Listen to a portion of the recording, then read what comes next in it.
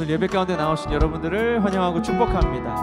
오늘 이 시간 우리 마음에 채워져 있는 것들이 비워지고 하나님이 주시는 평강과 기쁨과 사랑으로 가득해지는 시간 되기를 소망하면서 이 시간 옆 사람들을 함께 보면서 축복하면서 찬양했으면 좋겠습니다.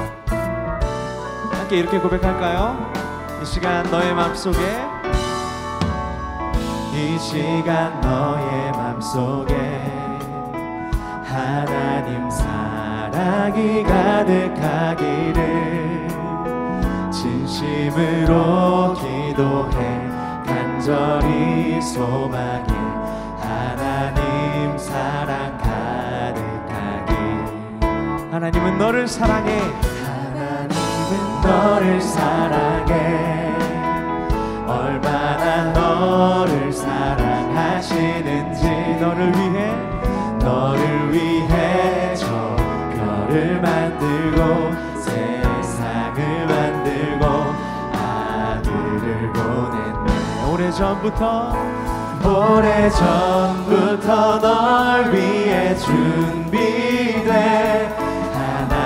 하나님의 크신 사랑,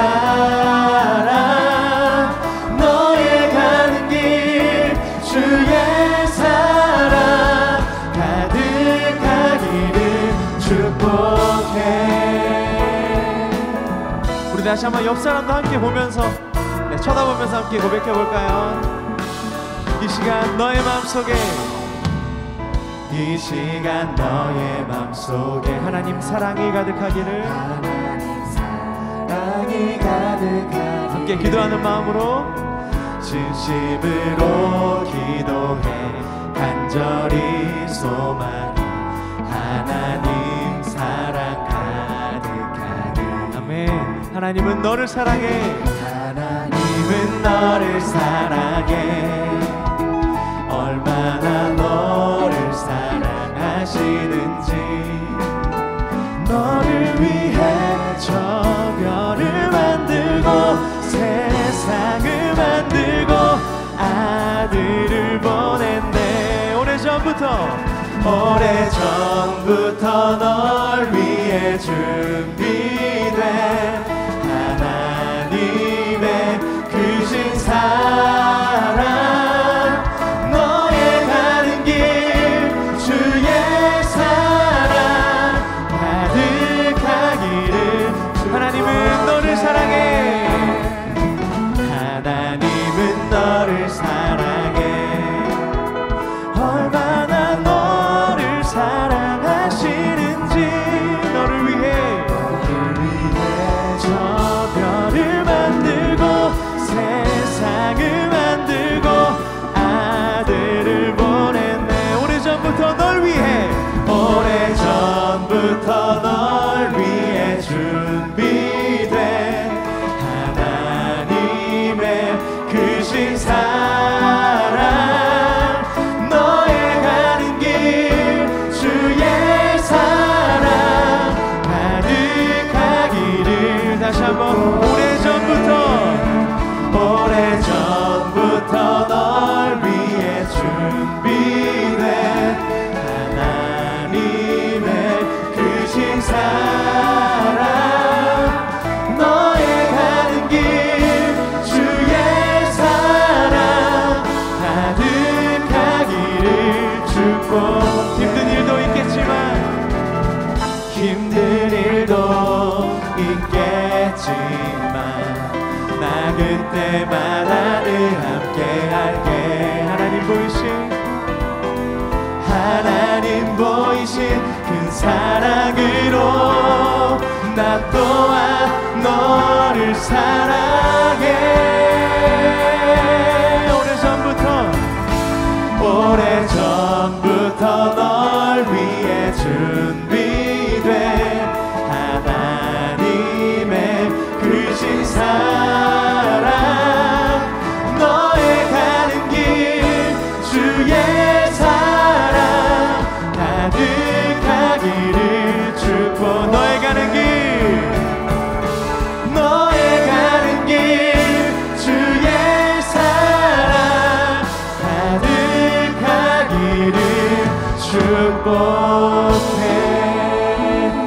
삶을 계획하시고 주관하시는 주님을 찬양합니다. 할렐루야. 그 주님과 함께하는 이 시간 우리 함께 힘차게 박수치면서 찬양할까요?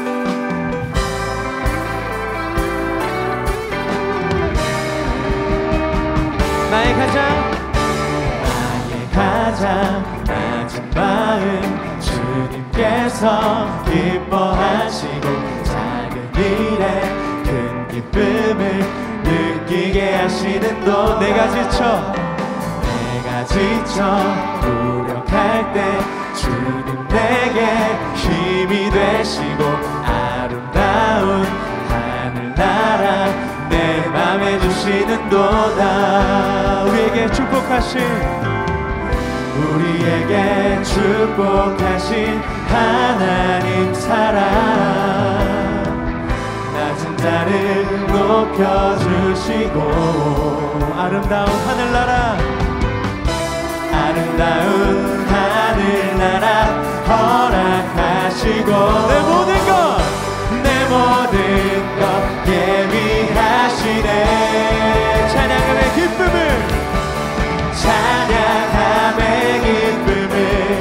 감사함의 평안을 간구함의 하나님 알도록 하셔. 다시 한번 나의 가장 낮은 마음 고백합시다. 나의 가장 낮은 마음 주님께서 기뻐하시고 작은 일에 큰 기쁨을 느끼게 하시는도다. 내가 지쳐 노력할 때 주님 내게 힘이 되시고 아름다운 내 맘에 주시는도다. 아멘.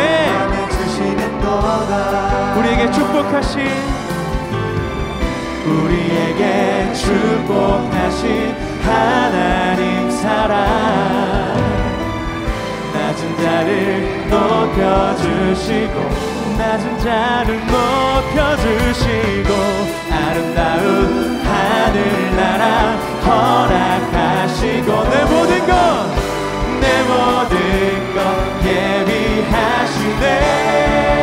찬양함의 기쁨을 감사함의 평안을 간구함의 하나님 알도록 하셨네. 우리에게 축복하신 하나님 사랑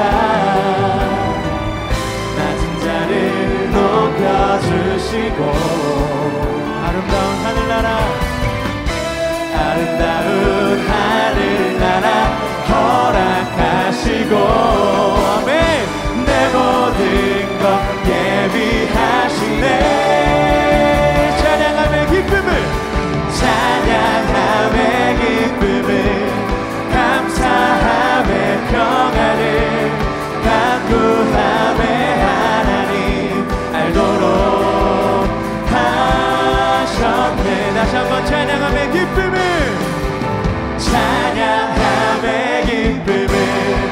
감사함의 평안을 간구함의 하나님 알도록 다시 한번 우리의 믿음으로 고백합시다. 찬양함의 기쁨을 감사함의 평안을 간구함의 하나님 알도록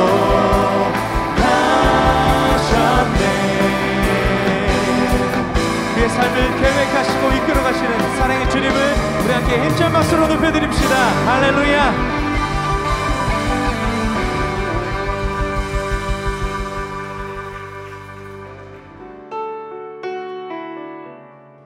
우리가 살아가면서 많은 어려움들을 만나지만 이 시간 이 찬양의 고백처럼 이 또한 지나갈 것을 믿고 그 시간을 주님과 함께 잘 견디고 이겨내면서 그렇게 그 자리에서도 주님을 높여드리고 하나님께서 주시는 아주 큰 기쁨과 감격이 우리의 삶 가운데 매 순간 넘쳐나기를 소망하면서 이 시간 이 찬양 함께 올려드렸으면 좋겠습니다.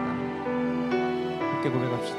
고단한 인생길 고단한 인생길 힘겨운 오늘도 예수 내 마음 아시네. 지나간 아픔도 마주할 세상도 예수 내 마음 아시네. 다시 한번 고단한 인생길 고단한 인생길 힘겨운 오늘도 예수 내 마음 아시네. 지나간 아픔도 마주할 세상도 예수 내 마음 아시네. 믿음의 눈 들어 주를 보리. 이 또한 지나가리라. 주어진 내 삶의 시간 속에 주의 뜻 알게 하소서. 우리 시간 사도신경으로 함께 신앙 고백하도록 하겠습니다. 전능하사 천지를 만드신 하나님 아버지를 내가 믿사오며 그 외아들 우리 주 예수 그리스도를 믿사오니 이는 성령으로 잉태하사 동정녀 마리아에게 나시고 본디오 빌라도에게 고난을 받으사 십자가에 못 박혀 죽으시고 장사한 지 사흘 만에 죽은 자 가운데서 다시 살아나시며 하늘에 오르사 전능하신 하나님 우편에 앉아 계시다가 저리로서 산자와 죽은 자를 심판하러 오시리라.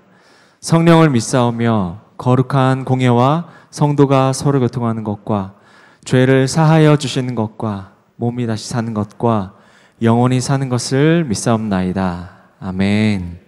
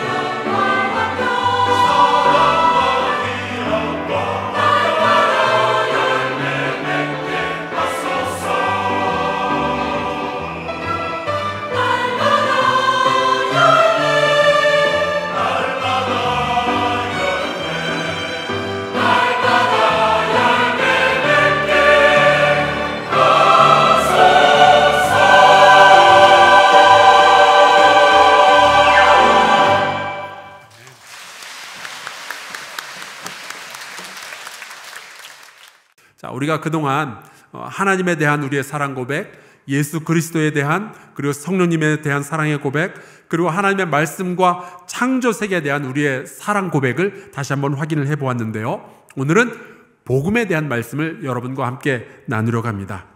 우리가 예수 믿는 사람들이라면 반드시 이러한 고백을 우리가 또한 가지고 있어야 됩니다.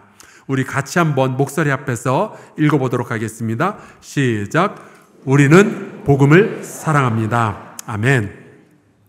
성경에 보면은 이 복음을 정말로 사랑했던 사람들이 많이 있는데 그 중에 하나가 사도 바울이었어요. 사도 바울은 원래는 복음에 반대하고 예수 그리스도를 믿는 사람들을 잡아서 감옥에 가두는 그런 일들을 하던 사람이었는데, 이 사람이 이제 다메섹이라는 동네로 가는 길에 부활하신 예수 그리스도를 만나게 되죠. 그리고 처음으로 복음을 접하게 됩니다. 그리고 그 복음을 접한 이후에 그의 인생은 전부가 새롭게 개조가 되는 거예요. 당연히 바울은 자기를 변화시키고 자기를 구원해 준 이 복음을 정말 사랑했습니다. 오늘 우리가 읽은 이 로마서는 바울이 로마에 살고 있는 성도들에게 보낸 편지 글인데요. 그 편지의 처음에는 인사말이 나옵니다. 근데 그 인사말에 자기소개를 이렇게 했어요.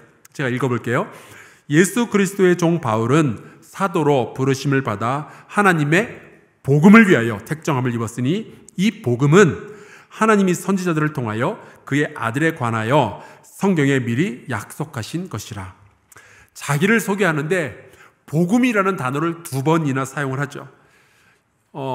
내 인생과 복음은 뗄래야 뗄 수 없는 관계에 놓여져 있다, 그런 뜻입니다. 바울은 복음이 너무 자랑스러웠어요. 그리고 복음이 너무 사랑스러웠어요. 그러니까 제가요 어쩌면 하나님의 복음을 위해서 택정함을 입었을지도 몰라요, 이런 식으로 말하는 게 아니라 정확하게 이렇게 말하죠. 우리와 우리의 조상들과 우리 유대인들이 그토록 기다렸던 소식이 바로 이 복음입니다. 내가 발견했고 내가 이것으로 인해서 내 인생이 변화되었습니다. 바울은 이 복음을 너무나도 사랑하고 복음을 연구하고 복음을 해석하고 복음을 전하는 게 너무 기쁜 거예요. 그래서 오늘 우리가 읽은 본문 말씀에 이렇게 이야기를 하죠. 15절. 나는 할 수 있는 대로 로마에 있는 너에게도 복음 전하기를 원하노라. 제가 알고 있는 목사님 한 분은 하나님도 참 사랑하고 교회도 사랑하지만 이분은 또 소금을 그렇게 좋아하시더라고요. 소금요법이라고 해서, 그래서 이분하고 이야기를 하다 보면 어느 사이엔가 크리스탈 소금인가 하는 것을 하나씩 꺼내주면서 입에다 넣어주고 이거 꼭 빨아먹으라는 거예요. 소금인데 단맛이 난다는 둥, 이게 몸의 독소를 배출시켜준다는 둥, 막 이런 간증 집회를 열면서 소금을 먹으라 그러는 거죠. 근데 이분을 보면 알겠어요. 그러니까 같이 목회하는 동료 목사들이 또 건강해지면 좋겠다 생각하니까 자꾸만 소금을 주시는 거예요. 바울은 복음에 대한 확신이 있었어요. 이 복음에 의해서 자기가 사로잡히고 변화되고 나니까 자기의 인생이 달라지는 것을 알게 되니까 이 복음을 사랑할 뿐만이 아니라 이것을 전하고 싶은 거예요. 나만 필요한 것이 아니라 이 복음은 이 세상을 살아가고 있는 모든 사람들에게 필요하구나, 이것을 아니까 그래서 모든 사람들이 복음을 듣고 구원받기를 원했던 거죠. 특별히 이 로마서는 로마에 있는 성도들에게 보낸 편지입니다. 이 로마라는 도시에서 그 성도들은요 핍박받으면서도 신앙생활을 하는 사람들이었어요. 그 말은 이들의 신앙이 되게 좋았다는 이야기죠. 핍박을 받는데도 계속 주님을 섬겼으니까.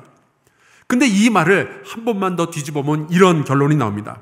여러분, 복음은요 예수 안 믿는 사람들만 필요한 게 아니라 이미 신앙생활을 잘 하고 있는 사람들도 복음이 필요한 거예요. 예수 잘 믿는 사람들도 다시 한번 복음에 서야 되고, 복음 앞에 서야 되고, 예수 잘 믿는 사람들도 복음을 다시 한번 받아들이고 이 말씀을 묵상하며 이 말씀의 능력을 또 체험하고 반복해서 체험해야 된다는 사실이죠. 사랑하는 성도 여러분, 내가 교회 오래 다녀서 복음이 뭔지 알아요. 그리고 끝나지 말고 다시 복음을 사랑하고 다시 복음의 능력을 경험하는 저와 여러분 될 수 있기를 주의 이름으로 축원합니다. 바울은 복음에 대해서 이렇게 이야기해요. 내가 복음을 부끄러워하지 아니하노니 이 복음은 모든 믿는 자에게 구원을 주시는 하나님의 능력이 됨이라. 먼저는 유대인에게요, 그리고 헬라인에게로다. 사실은 바울이 이 복음을 유대인이나 혹은 헬라인에게 전하면요, 욕을 바가지로 먹었어요. 하나님이 우리를 사랑하셔서 예수를 보내어 주셨고 우리에게 천국 복음을 전하시고 예수께서 십자가에 달려 죽으심으로 우리는 죄의 용서함을 받고 이제 구원을 얻게 되었습니다. 당신들이 기다리던 메시아가 바로 이 예수 그리스도이십니다. 이분을 믿으면 우리가 구원을 얻습니다. 이 말을 전하면 유대인들도 헬라인들도 웃긴다고, 당신 미친 거 아니냐고 그랬었던 거죠. 근데 바울은 그런 이야기를 듣는데도 부끄럽지가 않은 거예요. 당당한 거예요. 왜냐하면 자기가 경험을 했으니까. 이 복음을 못 믿는 것은 너희들 문제지 복음의 문제가 아니라는 거예요. 복음은 잘못된 게 하나도 없고 니들이 죄악 가운데서 눈을 뜨고 다시 한번 이 복음을 봐야 된다라고 이야기를 하는 거죠. 그래서 고린도전서 1장에 보면은 사도 바울이 이렇게 썼습니다. 십자가의 도가 멸망하는 자들에게는 미련한 것이요 구원을 받는 우리에게는 하나님의 능력이라. 사랑하는 성도 여러분, 복음이 하나님의 능력임을 믿으십니까? 그러면 여러분은 구원받는 사람들인 거예요. 근데 복음을 들어도 말도 안 된다고, 이건 미련한 소리라고 이야기하신다면 어쩌면 여러분의 운명은 멸망으로 가고 있을지도 몰라요. 그 말은 이 복음이 선포되고 이 복음이 하나님의 능력으로서 우리 가운데 나타나게 되면은 우리의 인생 가운데서, 우리의 마음속에서, 우리의 가정, 이 나라에는 변화가 일어나게 된다는 거죠. 그게 하나님의 능력 아니겠습니까? 바울이 변했던 것처럼요. 사도행전에서도 보면은 수많은 사람들이 이 복음을 접하게 되었을 때 그들의 인생이 다 바뀌었다고요. 그러니까 여러분, 우리는 나쁜 소식으로 가득 차 있는 이 세상에서 살고 있지만 성경이 들려주는 이 좋은 소식, 복음을 사랑하는 사람들 되시기를 주의 이름으로 축원합니다. 그런데 복음이 뭐예요? 이 질문을 받으면 다들 당황합니다. 마치 사랑이 뭐예요? 사랑이 뭔지는 아는데 딱히 또 설명하려면은 또 적당한 말이 생각이 잘 안 나요. 여러분, 복음이 뭐냐라고 물어봤을 때 우리가 당황하지 말고 이 이야기를 좀 정리를 해봤으면 좋겠습니다. 복음의 사전적인 의미는 좋은 소식이에요. 복된 소식. 들으면 기쁜 소식. 들으면은 너무 감사한 소식, 감동이 되는 소식이죠. 이 복음을 헬라어로 하면은 유앙겔리온이라고 하는데요. 유는 좋다라는 뜻이고 앙겔리온은 소식이라는 뜻입니다. 그래서 이 소식을 전하는 사람을 천사, 엔젤이라고 하는데 엔젤이죠. 앙겔리온에서 온 단어예요. 그래서 이걸 영어로 바꾸면은 good news라고 하죠. 좋은 소식. 이게 또 한국말로 오면은 복음이 되는 겁니다. 제가 이 헬라어 유앙겔리온에 대해서 조사를 하면서 아주 재미있는 사실을 하나 발견했어요. 제가 이제 학술 논문을 쓸 때 자주 사용하는 TLG라는 데이터베이스가 있습니다. Thesaurus Linguae Graecia라는 건데, 이게 원래는 책으로만 옛날에는 출판되고 있었는데 어느 날 이제 컴퓨터와 인터넷 기술이 좋아지면서 고대에 쓰여진 헬라어 모든 문서를 전부 컴퓨터로 검색할 수 있게 데이터베이스로 만들어 놓은 거예요. 그래서 제가 호기심에 기원전 8세기부터 시작해서 복음서가 쓰여지기까지, 쓰여지던 1세기까지 약 800년의 기간 동안에 이 복음이라는 단어가 세속 문서에서는 몇 번이나 나오나 제가 조사를 해봤는데 17번 쓰여졌더라고요. 딱 17번. 수많은 사람들이 800년 동안 수많은 글을 썼는데 복음이라는 단어는 50년에 한 번 나올까 말까인 거예요. 그에 비하면 전쟁의 소식, 전염병의 소식, 죽음의 소식, 파괴, 간음, 거짓, 살인, 고통, 슬픔, 이런 나쁜 소식들은 셀 수 없이 많이 등장해요. 여러분, 그 말은 예수 그리스도께서 이 땅에 오시기 전 고대의 대부분의 사람들은요, 늘 좋은 소식이 아니라 나쁜 소식만 들으면서 살아왔던 거예요. 그들의 인생은 나쁜 소식으로 채워져 있었던 거죠. 그러니까 늘 비극적인 인생을 살고 있었던 거예요. 그런데 1세기에 들어서면서 예수께서 오시고 신약 성경이 쓰여졌는데 거기에 이 신약 성경에만 복음이라는 단어가 자그마치 123번이 등장하더라고요. 이게 뭘 말하는 거겠어요? 여러분, 이 세상은요, 나쁜 소식이 들려오고 나쁜 소식으로 가득 채워져 있지만 성경을 보면은 우리가 진실로 기쁜 소식을 발견하게 되는 줄로 믿습니다. 요즘 나쁜 소식 정말 질리게 듣지 않으세요? 아까 우리 장로님 기도회에서도 언급하셨지만 너무 안 좋은 소식들이 많은 것 같아요. 정말 우리가 살고 있는 이 세상은 나쁜 소식 투성이에요. 여러분, 근데 나쁜 소식보다 더 나쁜 게 뭔지 아십니까? 좋은 소식인 줄 알았는데 알고 보니까 나쁜 소식이었던 거. 여러분, 이 세상에 그런 게 너무 많아요. 우리는 야, 요거 좋은 거다 싶어가지고 얼른 붙잡았는데 알고 보니까 아무것도 아니거나 혹은 오히려 우리를 멸망으로 이끌고 가는 소식들이 얼마나 많이 있는지 모릅니다. 성경에 보면은 어리석은 부자의 이야기가 나오죠. 농사를 졌는데 이게 너무 농사가 잘 됐다는 거예요. 기쁜 소식이죠. 그래서 이 부자가 창고를 짓고 곡식을 저장하고 앞으로는 내가 평생 동안 놀고 먹어도 되겠다라고 얼마나 좋아했는지 모릅니다. 그런데 그날 하나님이 그의 생명을 거두어 가시죠. 그러면서 하나님께서 하신 말씀이 참 어리석다 였습니다. 하지만 여러분, 성경이 하나님께서 우리에게 전해주시는 복음은 참된 복음이고 우리를 속이지 아니하는 영원한 기쁜 소식인 줄로 믿습니다. 여러분이 분별함을 가지고 이 기쁜 소식을 듣고 받아들이고 믿고 이 복음 안에서 능력을 발견할 수 있어야 되는 거죠. 근데 우리가 또 이런 질문을 할 수가 있어요. 2주 전에는 우리는 하나님의 말씀, 성경을 사랑합니다 라고 고백을 했잖아요. 그런데 오늘은 우리가 복음을 사랑합니다 또 이야기를 하는 거죠. 그러면 이제 헷갈립니다. 성경은 뭐고 복음은 뭐냐? 둘의 관계가 뭐냐? 여러분 궁금하시죠? 1부도 2부도 안 궁금하다고 그러는 것 같더라고요. 근데 이게 정리가 안 되면은 우리는 맨날 헷갈리는 거예요. 복음이 뭐예요? 그러면 잘 모르겠는데요. 여러분, 우리가 말하는 복음은요, 성경에 나와 있는 수많은 말씀들 가운데서도 우리가 들으면은 마음속에 기쁨이, 감격이, 감동이, 감사가 넘쳐나는 말씀들이 있어요. 그게 복음이에요.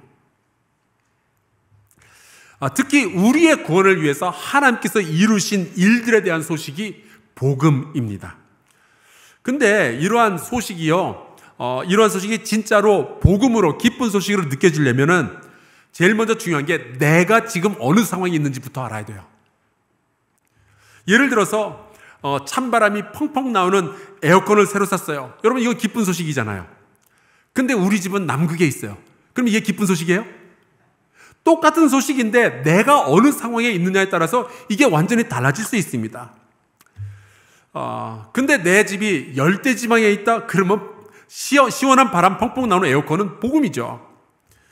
제가 군대 시절에 경험한 게 있어요. 제가 군대에서 소방병으로 일을 했었는데 내무부가 주관하는 소방훈련에 제가 이제 참여를 했습니다.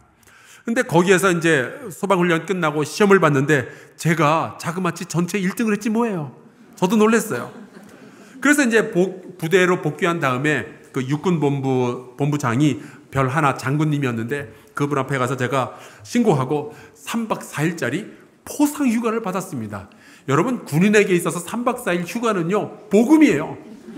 그런데 이 3박 4일 포상 휴가를 제 15일짜리 정기 휴가 안에다 집어넣어 놓은 거예요. 나는 이미 휴가 중인데. 나쁜 놈들. 똑같은 소식이지만 내가 어느 상황에 있느냐에 따라서 완전히 달라질 수 있는 거예요. 복음이 복음으로 느껴지려면 우리가 얼마나 기가 막힌 수렁에 빠져 있는지를 알아야 됩니다. 그래서 우리에게 성경이 필요한 거예요. 이사야서에 보면 이런 말씀이 있어요.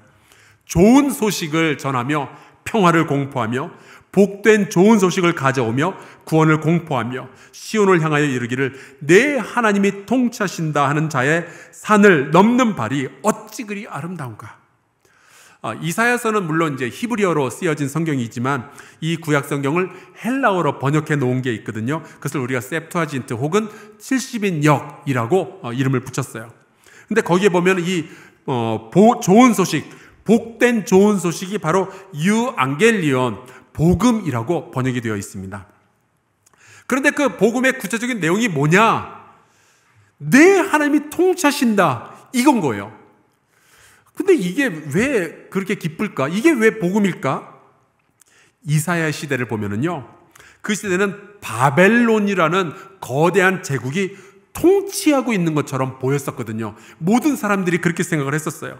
잔인한 이 바벨론의 군대가 쳐들어와서 백성들을 죽이고 간음하고 왕의 눈을 뽑아버리고 모든 집들을 다 불태우니까 이 바벨론이 다스리는 한 우리에게는 소망이 없구나. 다들 그렇게 생각하고 있었거든요. 이제는 우리가 망했구나. 다 그렇게 생각을 했어요. 그런데 이사야가 전하는 소식이 이겁니다. 아니다. 지금은 우리가 지은 죄 때문에 이런 고통을 받고 있지만 여전히 하나님이 통치하신다는 이 사실을 잊지 말아라. 여러분, 멸망을 앞두고 있는 이 백성에게는 하나님이 통치하신다는 이 소식이 얼마나 기쁨의 소식이 되었는지 몰라요. 지금은 우리가 멸망의 자리에 비록 서 있지만 하나님이 여전히 세상을 통치하시며 언젠가 그리스도께서 오시고 물이 바다를 덮음같이 여호와를 아는 지식이 세상에 충만할 때가 올 것이다. 이사야가 그렇게 선포를 한 거예요. 여전히 하나님이 통치하고 계시기 때문에 그리스도께서 이 땅에 오시면은 마음이 상한 자를 고치며 포로된 자에게 자유를, 갇힌 자에게 노임을 선포하게 될 것이다. 여러분, 이것이 멸망을 앞둔 백성에게는 얼마나 기쁨의 복된 좋은 소식이었는지 몰라요. 물론 이사야서는 이스라엘 백성이 죄를 지은 것, 우상 숭배를 한 것과 하나님을 반역한 것과 그들이 지은 모든 죄 때문에 멸망을 앞두게 되었다는 아주 무서운 이야기를 전하고 있죠. 너희들에게는 소망이 없다. 이 이야기를 전하고 있는 거예요. 하지만 너희에게는 소망이 없지만 하나님에게 소망이 있지 아니하냐. 하나님이 지금도 통치하고 계신다. 이 이야기를 전하고 있는 거죠. 하나님이 구원하실 것이다. 그래서 이사야서에 보면 이런 말씀이 나오는 거예요. 하나님은 제 대신에 화관을 주실 것이고 슬픔 대신 희락을 주실 것이고 근심 대신 찬송의 옷을 입혀 주실 것이다. 이것이 이스라엘 백성에게 복음이 되는 겁니다. 그래서 성경을 읽다 보면은 처음에 읽을 때는 이게 복음이 아닌 것 같은데 나중에 묵상하다 보면 이게 복음이었구나. 이것을 깨달을 때가 있어요. 하나님이 다스리시니까. 예를 들어서 시편에 보면은 여러분 깜짝 놀랄 만한 것은 시편이 150개나 되는데 그 중에 많은 숫자가 불평의 시예요. 얼마나 탄식을 하며 슬퍼하면서 시를 썼는지 몰라요. 뭐 왜 나를 버리셨냐고 그리고 언제까지 우리가 이 고통을 견뎌야 되냐고 막 불평하고 심지어 시편을 보면 이런 구절도 나와 있어요. 109편. 그의 자녀들은 유리하며 구걸하고 그들의 황폐한 집을 떠나 빌어먹게 하소서. 성경에 이런 글이 있는지 아셨어요, 여러분? 근데 이 시를 보면 우리가 알 수 있는 게 있죠. 이 시를 쓰는 시인의 마음은요, 지금 화가 난 거예요. 너무너무 화가 났어요. 여러분도 그럴 때 있잖아요. 짜증나가지고 그냥 막 다 팽개치고 싶고 다 그냥 욕하고 싶고 막 그럴 때가 있잖아요. 그런데 여러분, 하나 더 우리가 알아야 될 것은 이 시편은요, 예배 시간에 사용하는 노랫말들이었어요. 근데 상상을 해보세요. 아니, 우리가 어떻게 예배 시간에 노래를 부르는데 그들의 자손은 빌어먹게 하소서 이런 얘기를 어떻게 할 수 있을까? 우리가 깨달아야 되는 것이 하나 있습니다. 여러분, 우리가 마음속에 아무리 감정이 상했다 할지라도, 아무리 화가 나고 아무리 짜증이 난다 할지라도, 아무리 외롭고 아무리 고통스럽다고 할지라도 우리가 하나님 앞에 나아갈 수 있다는 사실, 그리고 우리가 이러한 마음을 가지고 하나님 앞에 나아가면은 상한 심령을 받아주시는 우리의 아버지가 계신다는 이 사실 꼭 알고 믿으시기를 주의 이름으로 축원합니다. 여러분이 어떤 감정 상태에 있을지라도 예배에 나올 수 있는 거예요. 이게 기쁜 소식이죠. 이 시를 통해서 우리는 하나님은 상한 심령을 받으시는 분이라는 것을 알게 되는 거예요. 우리의 인생이 어떠한 심각한 상황 속에 있을지라도 우리가 하나님께 나아가면 아버지는 우리를 받아주시고 우리를 안아주시고 우리를 구원해 주신다는 이 사실을 알게 되는 거죠. 이게 기쁘고 복된 소식이었던 거예요. 우리가 어떻게 이 복음을 사랑하지 않을 수가 있겠어요? 성경은 분명히 우리가 어떠한 죄를 지었고 어떠한 실패를 했고 그래서 우리가 어떤 결과를 받아들이게 되는지를 분명하게 말하고 있어요. 로마서 3장에 보면 이런 말씀이 나오죠. 그러면 어떠하냐? 우리는 나으냐? 결코 아니라. 유대인이나 헬라인이나 다 죄 아래에 있다고 우리가 이미 선언하였느니라. 기록된 바 의인은 없나니 하나도 없으며 깨닫는 자도 없고 하나님을 찾는 자도 없고 다 치우쳐 함께 무익하게 되고 선을 행하는 자는 없나니 하나도 없도다. 의인은 없나니 하나도 없도다. 우리 양옆에 계신 분들 잠깐 얼굴 보면서 눈으로 인사만 좀 해주시겠어요?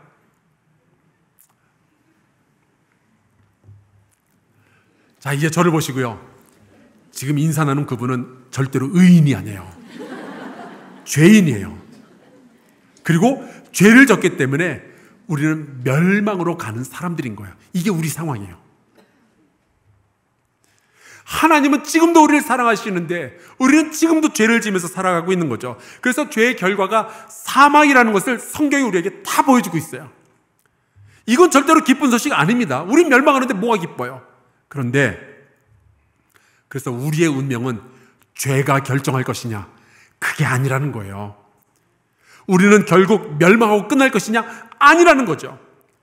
하나님이 우리를 사랑하시는데 그 하나님이 지금도 우리의 인생 가운데 들어오셔서 우리를 통치하신다는 이 사실이 우리에게는 복음이 되는 거예요. 이 하나님의 통치가 가장 명확하게 드러난 역사적 사건이 바로 예수 그리스도께서 이 땅에 오신 거죠. 하나님이 인간의 몸을 입고 이 땅에 오시고 나의 죄를, 여러분의 죄를 대신해서 십자가에 달려 죽으신 거예요.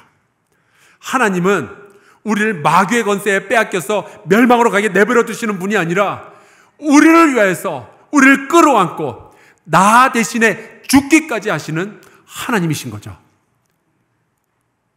이것을 믿고 따르면 우리는 멸망하는 백성이 아니라 구원받는 하나님의 자녀가 되는 거예요. 우리가 지은 죄의 높이보다는 하나님의 은혜의 깊이가 훨씬 더 깊다는 거예요. 우리의 죄와 하나님의 은혜가 만나면 우리의 죄는 보이지도 않는 거예요. 왜냐하면 다 용서받게 되니까. 예수 그리스도의 보혈의 피로 다 덮이게 되니까. 이게 복음인 겁니다. 우리가 악하고 멸망받아야 되기 때문에 예수 그리스도의 복음이 더욱 소중한 거예요. 그래서 오늘 말씀에 보면 이런 구절이 나오죠. 복음에는 하나님의 의가 나타나서 믿음으로 믿음에 이르게 하나니 기록된 바 오직 의인은 믿음으로 말미암아 살리라 함과 같으니라. 우리가 뭔가 큰 공을 세워야만 하나님의 백성이 되는 것이 아니라 우리가 죄를 하나도 짓지 말아야 구원을 받는 것이 아니라 예수 그리스도를 믿음으로 구원을 받는다는 거죠. 이게 은혜고 이게 복음인 거예요. 우리가 스스로를 구원할 방법이 하나도 없다는 것을 알게 되니까 그제서야 예수 그리스도께서 이 땅에 나를 위해서 오신 것이 너무 고마운 거고 너무 감사한 거죠. 이게 너무 기쁜 소식이 되는 거고 이게 복음이 되는 거예요. 여러분, 누가 여러분에게 물어볼지도 몰라요. 복음이 뭐예요? 그럼 여러분 당당하게 말씀하시기 바랍니다. 예수 그리스도의 모든 이야기가 복음입니다. 그래서 우리는 복음이 들려주는 이야기를 사랑하고 있는 거예요. 신약 성경에 보면은 복음서가 4개가 나오죠. 마태, 마가, 누가, 요한. 이 4개의 복음서는요, 같은 듯 다른 이야기들을 담고 있지만 공통적으로 다 예수님에 대한 이야기예요. 교회는 왜 이 4사람의 이야기를 복음서라는 이름을 붙여놨을까요? 바로 이 땅에 오신 하나님의 아들 예수 그리스도, 그분의 삶과 그분의 가르침과 그분의 죽음과 그분의 부활이 하나님이 우리에게 전해주시는 복되고 기쁜 소식이라는 것을 알기 때문에 그런 거죠.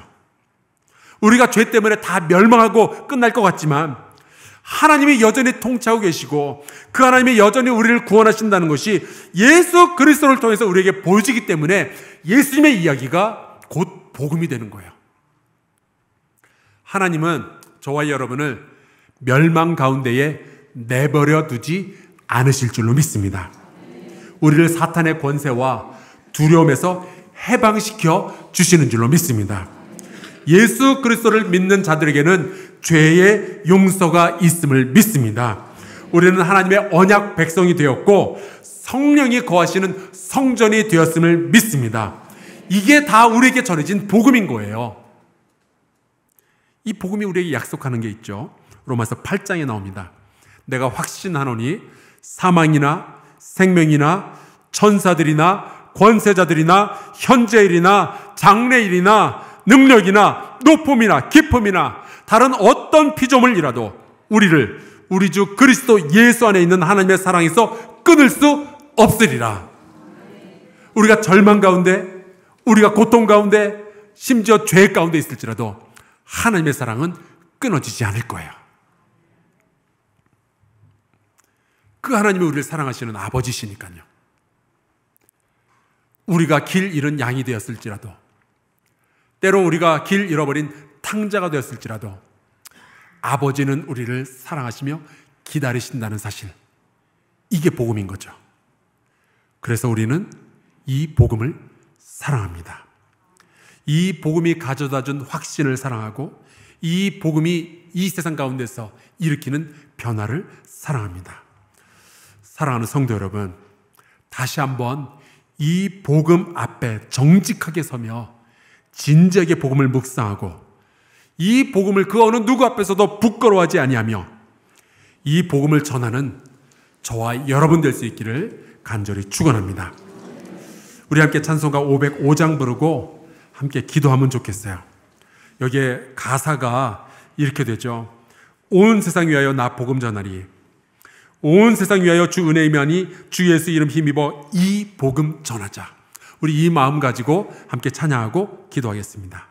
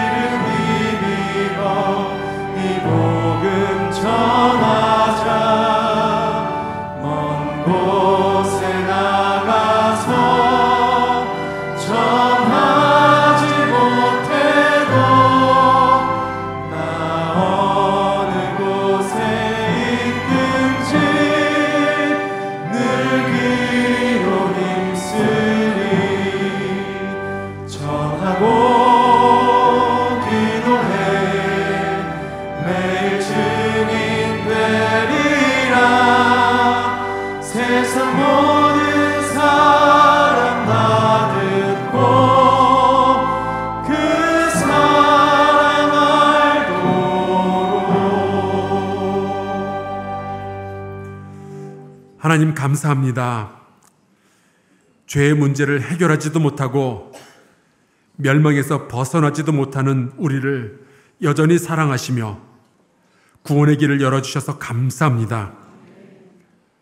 하나님이 여전히 통치하신다는 이 복음을 우리가 사랑하고 믿게 하여 주시옵소서. 예수 그리스도를 통하여 구원을 이루어 가시는 하나님의 복음이 여기에 있는데 우리가 그 복음을 사랑하고 자랑하고 전하는 자들이 되게 하여 주옵소서. 선교하는 교회의 성도로서 이 복음의 은혜로움과 풍성함을 경험하게 하여 주시고 우리도 사도 바울처럼 전할 말을 가지게 하여 주시옵소서. 예수 그리스도의 이름으로 기도하옵나이다. 아멘.